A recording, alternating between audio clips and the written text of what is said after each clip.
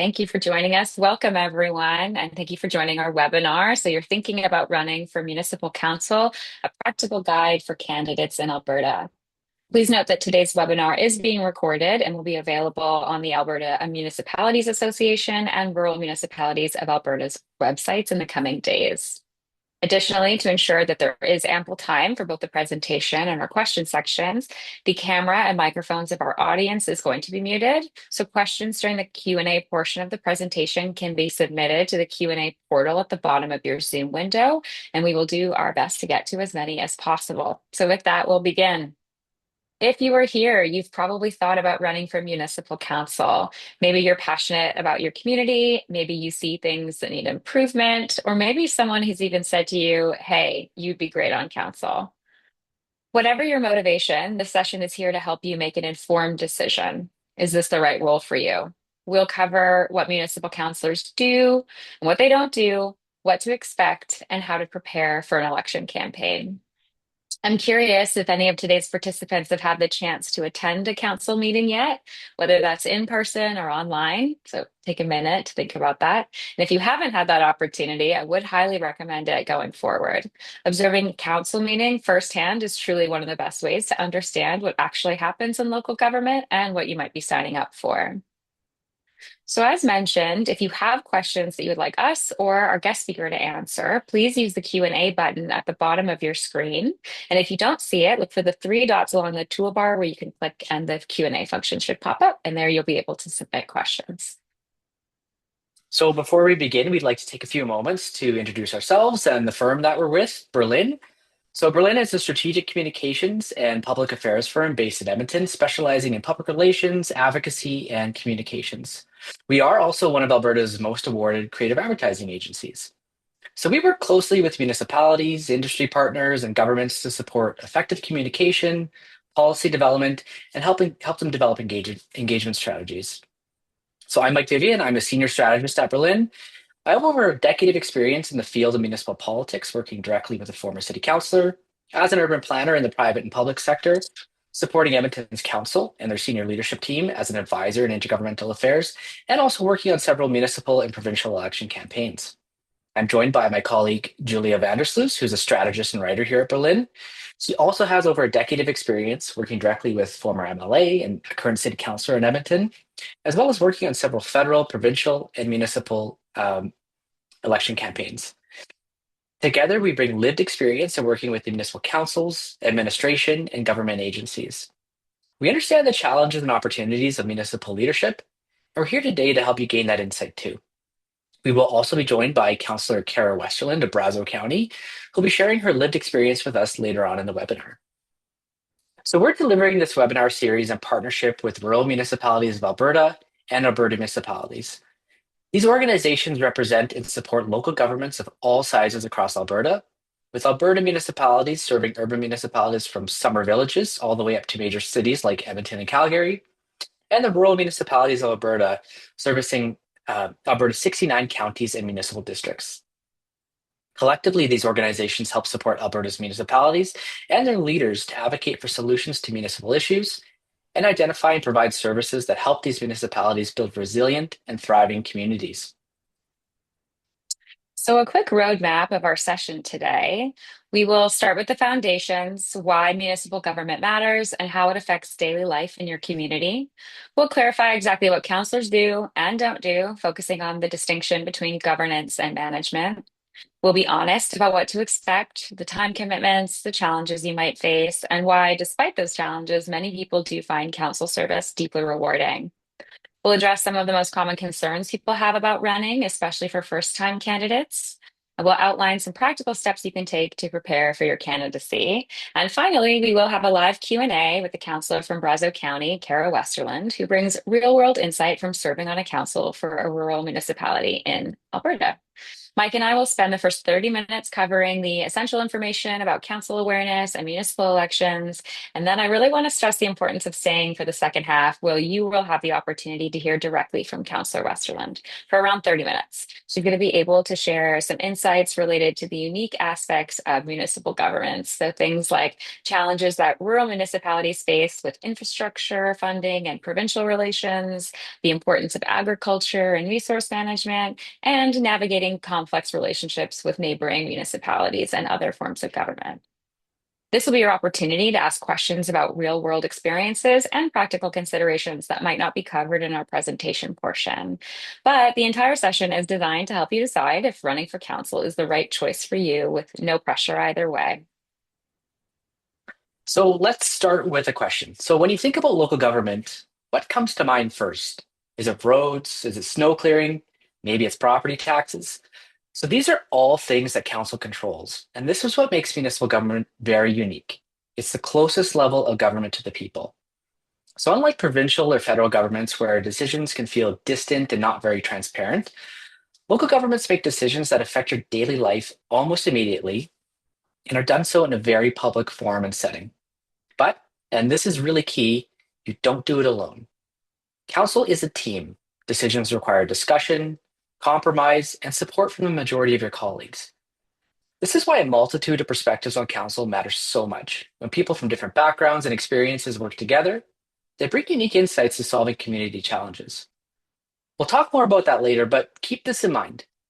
Being an effective counselor means working well with others. And a council with different backgrounds is often more reflective of the real makeup of your local community. So this variety can mean decisions that better serve the community as a whole. One of the biggest misconceptions among new counselors is misunderstanding what municipal governments can and cannot control. Canada operates under a three-tiered government system. So we have our federal government, which is responsible for things like immigration, national defense, air and rail travel, and criminal law. Then we have our provincial government, which is responsible for things like healthcare, education, and the social services that we rely on. Then we have our municipal government, which manages the local services like roads, land use planning, recreation facilities, and property taxation. I want to highlight something important about municipal government in Alberta. So, while municipalities do have their own jurisdiction, both the powers and resources are largely defined by provincial legislation, and that is the MGA or the Municipal Government Act. It is the provincial legislation that establishes what municipalities can and cannot do. So that means the province ultimately determines the scope of municipal authority. Many municipal initiatives will require provincial approval or funding. Changes to provincial policy or funding can significantly impact municipal operations. And sometimes much of your municipal budget may come from provincial grants, which often come with specific conditions on how that money is used. So, what does that mean for you as a prospective council candidate? You will have no control over things like education and healthcare. Those are provincial matters. Your role will focus on zoning decisions, infrastructure improvements, municipal taxes, and local economic development. Advocacy is key. So while municipalities don't control certain services, councils often need to advocate to the province or federal government for funding and policy changes. Here's an example. Let's say you're a counselor and a resident comes to you and says, "My kid's school is overcrowded. What is council doing about this?" Now, as a counselor, you don't control, uh, sorry, there we go. As a counselor, you don't control school funding. That's a provincial responsibility. But, and this is important, you can take meaningful action by doing things like advocating directly to provincial representatives for local community needs, making sure that municipal planning aligns with school board needs for future sites, finding ways to support after school programs in municipal facilities, and partnering with joint use agreements for other recreation options. Understanding both the limitations and opportunities within the municipal role will save you frustration and help you be a more effective counselor. So one of the most important things to understand about serving on council is what your role is, and maybe more importantly, what it isn't. Many new councillors assume they have more control or authority than their role actually provides when selected. That's not how it works. Your job is to govern, not manage. We're going to break that down into two key parts. Council's role is making decisions and setting direction. As a councilor, your primary job is to set the vision for your community. So, what kind of place do you want it to be in 5, 10, 20 years? You'll pass bylaws and policies. So, these are the rules that guide how the municipality operates. You'll approve budgets. So, you decide where municipal dollars are spent and what projects are prioritized. You will represent your residents. So, your job is to listen to concerns and bring forward ideas that reflect the community's needs. And as a counselor, you'll advocate for underserved communities. So, for example, ensuring sidewalks are accessible or youth programs are inclusive. And as Julia mentioned, you'll advocate with other levels of government. While you may not have control over areas like healthcare or education, you can work to influence both provincial and federal governments for change. So, think of yourself as a part of a board of directors. You make the high level strategic decisions, but you don't run the day to day business. The Chief Administrative Officer, or the CAO, is the only employee directly hired by council. The CAO is responsible for implementing council decisions. So once a bylaw, a budget, or a policy is approved, the CAO ensures it's put into action. They will also manage municipal staff. So as a counselor, you have no authority over municipal employees. That's the CAO's job. The CAO will also oversee municipal operations. So they'll have teams that run departments like public works, planning, emergency services, and finance. Kind of sum all that up. Think of the CAO as the CEO of the municipality, while council is the board of directors. Being on council is a commitment. When you decide to run for municipal council, you are signing up for more than just meetings every few weeks. You are committing to being a leader and a decision maker in your community. Most members of council say they spend around 10 to 20 hours per week on council related work. And keep in mind that that will vary depending on the size of your municipality. And that's going to include things like attending council meetings. Those are usually biweekly or monthly, but they can run long, especially when big issues are at the table. You'll spend time reviewing reports and preparing for meetings. You'll receive hundreds of pages of reports, bylaws, and budget documents that do require careful reading and understanding. You might serve on committees and boards, so you may be asked or assigned to sit on a variety of boards, economic development committees, or other community service groups. You'll spend time responding to your residents, so you can expect phone calls, emails, and in-person conversations about everything from property taxes to snow removal. You'll attend public events from community fundraisers to ribbon cuttings. Counselors are expected to be present and engaged in their communities. During budget seasons or public hearings, this time commitment can increase significantly. Budget deliberations can stretch for a few days as councils debate community priorities. Additionally, you can expect a heavier load and time commitment when you're first elected for orientation and training. The pie chart on the slide here was created from a survey that we conducted with over 200 municipal leaders throughout the province. And it should give you a sense of how your time might be spent as a locally elected official for a rural municipality. On average, respondents in rural municipalities indicated that they spent around 22 hours per week on council related matters. And councilors in rural municipalities spent most of their time in official meetings and the least amount of their time taking phone calls. Some major policy decisions, like land use changes or infrastructure projects, require extensive public hearings that can be emotionally charged and time consuming. So, handling criticism comes with the job. One of the most challenging aspects of being on council is making decisions that not everyone will agree with. As a member of council, you will make difficult choices, and some of them might be unpopular. People will disagree with you, sometimes loudly, sometimes publicly, and sometimes aggressively. You may have people approach you at the grocery store, at community events, or even at your own home to express their frustration. As an example, let's say that council votes to approve a property tax increase to fund a major infrastructure project. Some residents will support that decision because they want better services. Others will be upset because they feel they're being taxed too much. Some might criticize you personally on social media, claiming that you don't care about taxpayers or that you are out of touch. These are situations that you may come across, and you do need to be prepared for them. Social media has made public criticism easier and more widespread than ever before. Facebook groups, Twitter debates, and online forums can turn into battlegrounds where counselors are scrutinized. People will sometimes spread misinformation or take your comments out of context.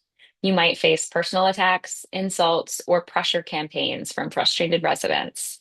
So, here are some tips on how to deal with that. You will need to be prepared to handle criticism on council, both the positive and the negative. It's a part of the reality of the job. But don't engage in emotional arguments online. Instead, clarify facts and try to stay professional. You want to stick to your principles. You won't please everyone, so focus on making the best decisions for the whole of your community. Listen to concerns, but you don't need to take things personally. One of the best things you can do is be available and transparent. If people feel heard and respected, they're less likely to be aggressive or negative. Even when they disagree with you, they're more likely to respect you for taking the time to listen and explain your decision-making process. And while it might sound like the bad outweighs the good when it comes to criticism, the reality is that there are many positive moments that do make it worthwhile. Throughout the survey, counselors shared stories that remind us of why the work matters. So, one counselor told us about approving a senior shuttle service, and afterward, elderly residents would stop her in the grocery store and thank her, saying how the service helped them maintain independence and to stay connected in the community.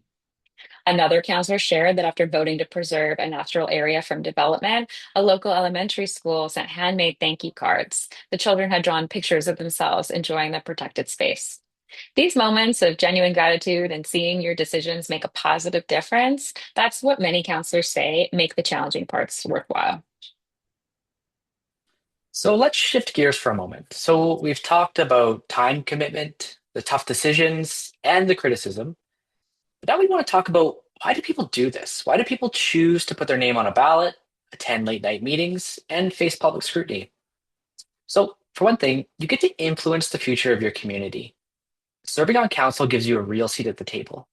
You're not just commenting on what should be done, you're helping decide what gets built, funded, protected, or prioritized. Imagine being able to say, I helped bring that recreation center to life, or I helped approve that development. I helped shape that new affordable housing strategy. These are all decisions that will impact people for years, even decades. You get to make decisions that directly improve people's lives. So there's something incredibly powerful about making decisions that lead to real, visible change. Whether it's approving a sidewalk so a senior can get to the grocery store or voting to support a grant for a youth center, you will see the results of the work in your community. You're definitely not going to win every vote, and you're definitely not going to solve every problem. But you are going to move things forward one decision at a time. And when residents see their ideas reflected in council decisions, it builds trust, civic pride, and stronger communities.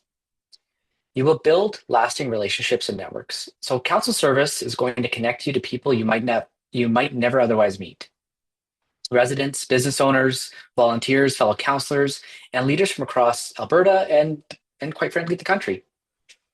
You'll build relationships across political lines, learn how to collaborate with diverse voices, and create professional networks that last well beyond your time in office. Many former councillors go on to serve on regional boards, nonprofit leadership roles, or advisory committees because of the connections and experience they gain along the way while serving. One councillor told us, I went into this thinking I'd be focused on roads and budgets. What I didn't expect was the friendships and mentorships I'd build along the way. So you'll also get the opportunity for a lot of personal and professional growth. This role is really going to challenge you, and that's a good thing. You'll learn how to read and understand budgets, analyze policy, speak confidently in public, respond to difficult questions, and communicate clearly under pressure. These are high-level leadership skills that apply far beyond the council chamber. Whether you're early in your career, nearing retirement, or you're retired, you are still going to grow.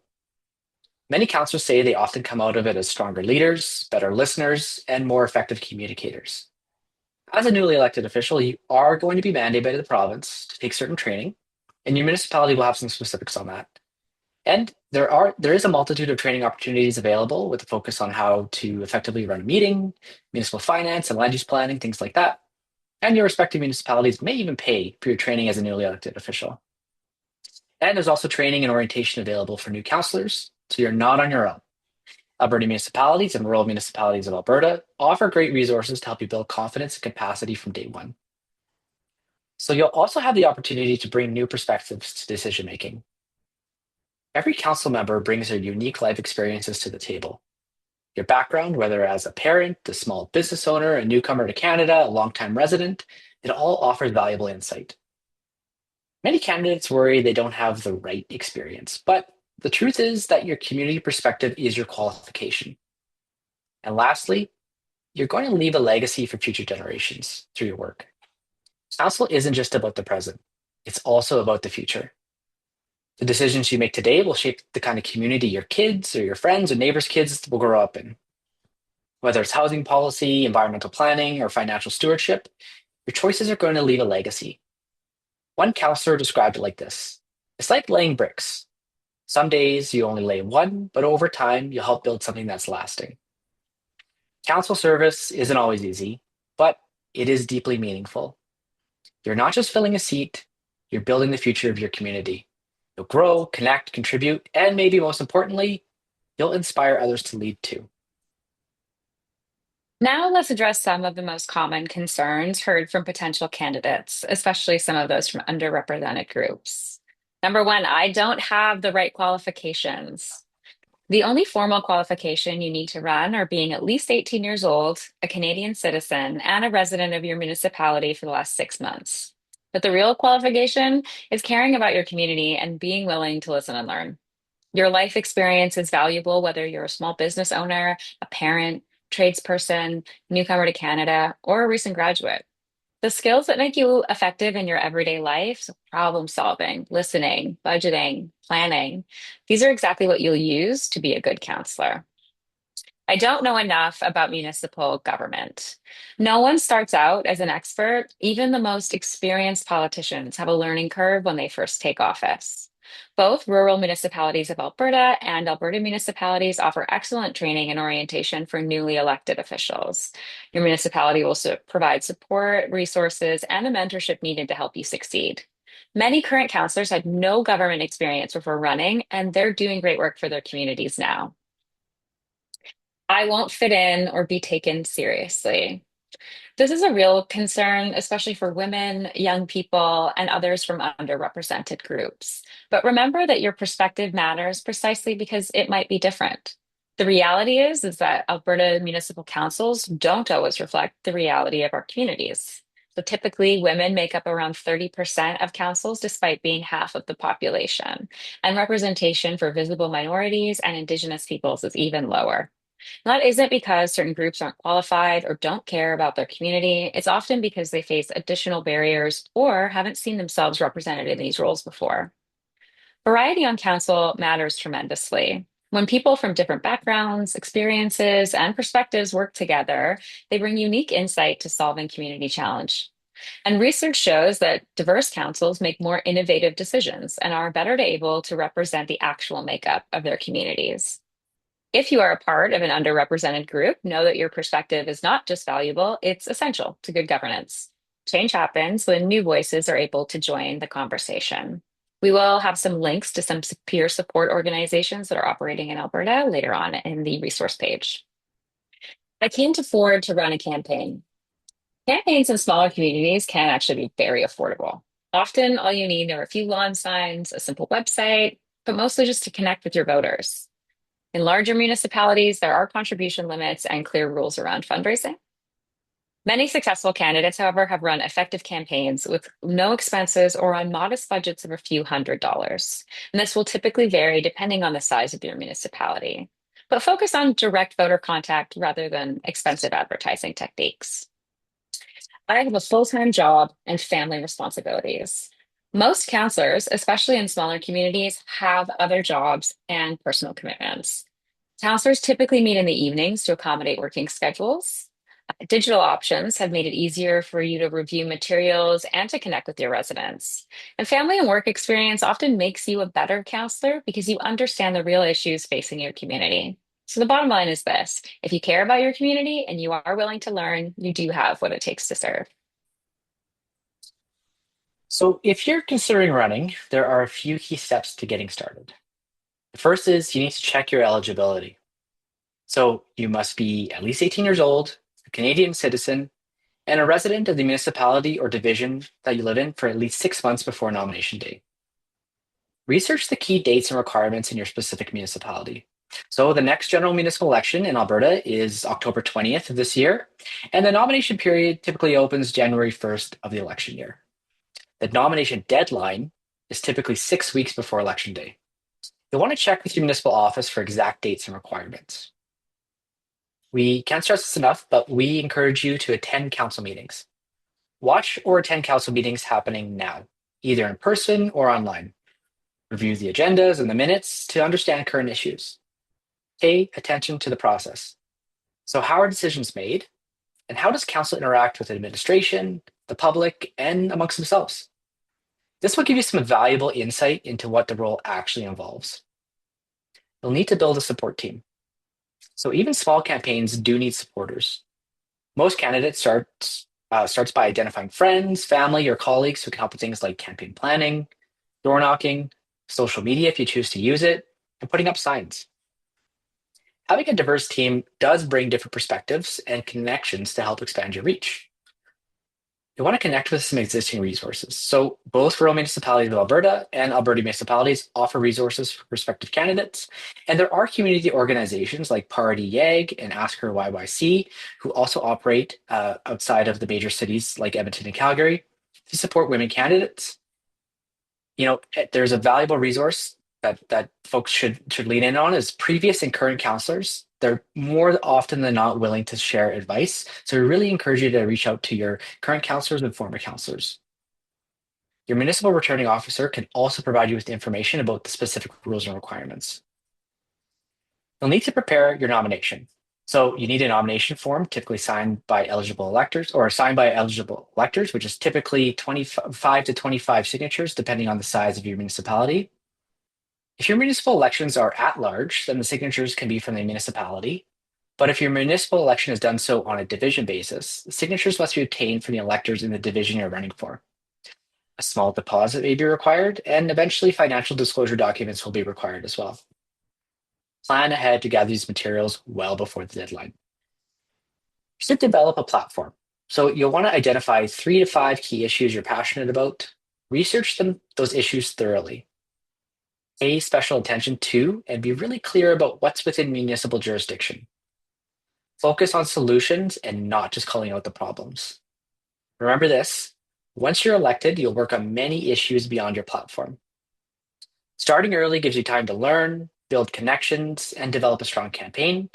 But remember this, you don't need to know everything right away. The journey to election day is also a learning process. Now we want to cover some of the most high-level campaign basics on how to connect with voters. So door knocking is still considered the most effective way to connect with voters, even in the digital age. It's also a great opportunity to practice your public speaking skills. So here are some practical tips for that. First, plan strategically. You want to create a map of the neighborhoods that you're going to target and use a system to track which doors you've knocked on. You can find specific information about polling areas and also historical voter turnouts through previous election results online to help you. When someone answers the door, have a brief introduction ready, about 20 seconds that includes your name, that you're running for council, and one key reason why. So, for example, hello, my name is Julia, and I'm running for city council because I believe that we need better recreation options for our families. You want to ask open-ended questions to make it feel more conversational, like, are you planning on voting in the upcoming election? And what are your expectations of council for this next term? There's safety in numbers, so please do not door knock alone.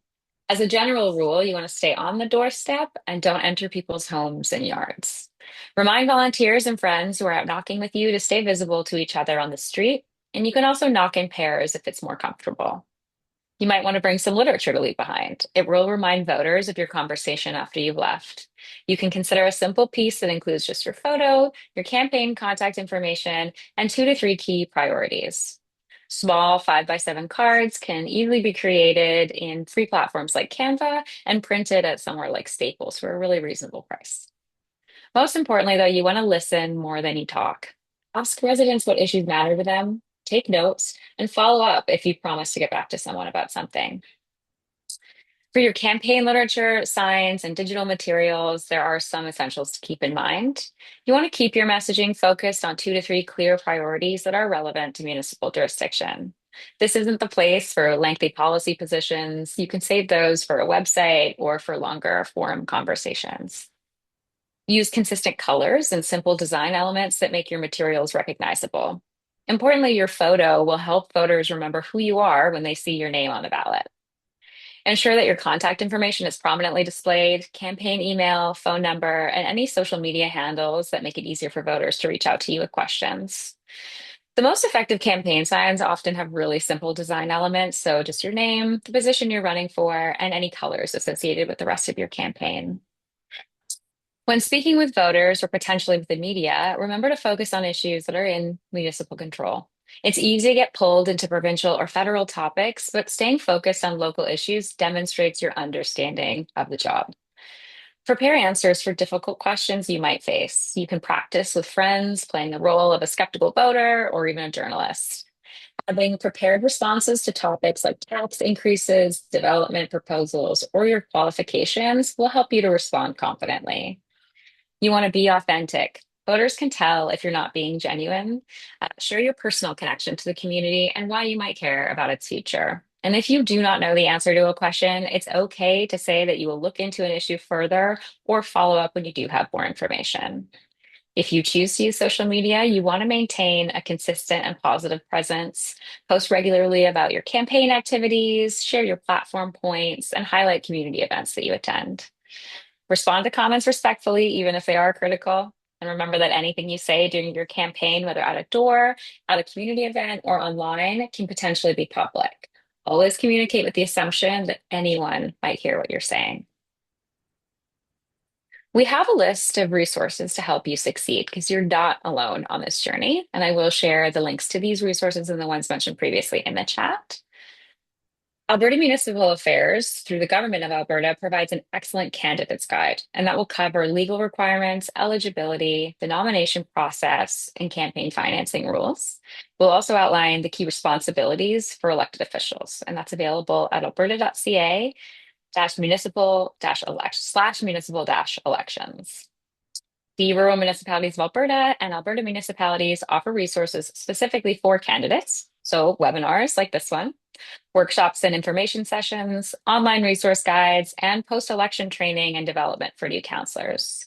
You can find this information at rmalberta.com and abmunis.ca.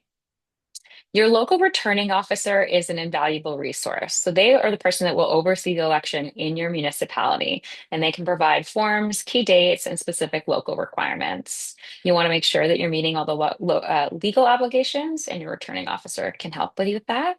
You will contact them through your current municipal office. Municipal websites and election pages. Most municipalities create dedicated election information pages during the election period. That'll include nomination requirements, important dates, and other FAQs related to that municipality. Many also provide previous election results and the current council information, and they'll often have recorded council meetings that you can watch. As mentioned, there are a number of peer support networks that operate throughout the province to help candidates with unique considerations and different backgrounds. Networks for women, youth, Indigenous peoples, and newcomers and cultural support groups. We will share some of those links here as mentioned. Both rural municipalities of and Alberta municipalities offer comprehensive orientation, post-election training on budgets, land use, and public engagement, leadership development that is specifically designed for municipal officials. Many current councillors in our previous survey identified these resources as crucial to their success in both campaigning and serving effectively once elected. Remember that every current counselor started exactly where you are now, considering whether to run. The resources available today are better than ever before.